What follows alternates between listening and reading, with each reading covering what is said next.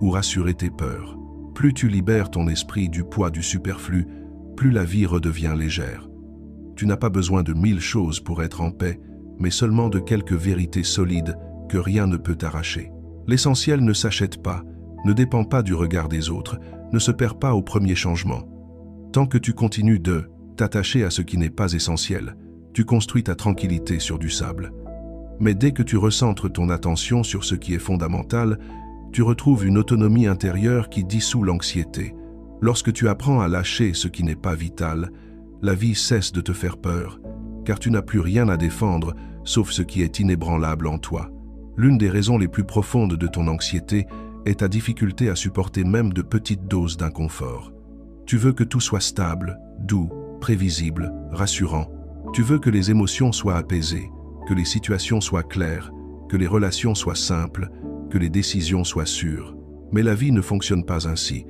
Et chaque fois qu'un moment inconfortable surgit, ton esprit s'agite, crée des scénarios extrêmes et interprète ce simple malaise comme un danger. Les stoïciens, eux, voyaient l'inconfort non pas comme une menace, mais comme un terrain d'entraînement pour l'esprit. Épictète enseignait que ceux qui refusent toute forme d'inconfort deviennent fragiles, car ils ne savent plus affronter la moindre contrariété.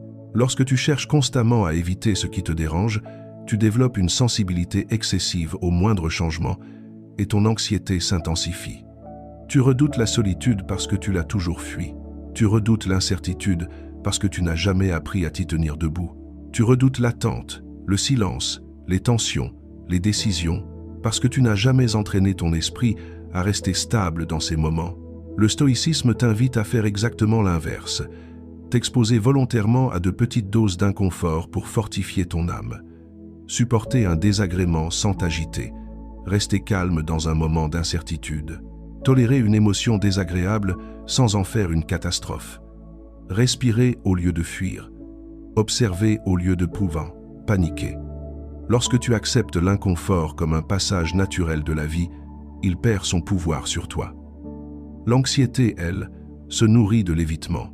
Plus tu évites ce qui te dérange, plus ton esprit se convainc que tu n'es pas capable d'y faire face.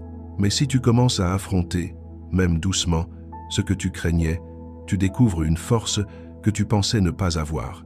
Le stoïcisme appelle cela la résilience intérieure, ce muscle invisible qui te permet de rester constant dans la tempête.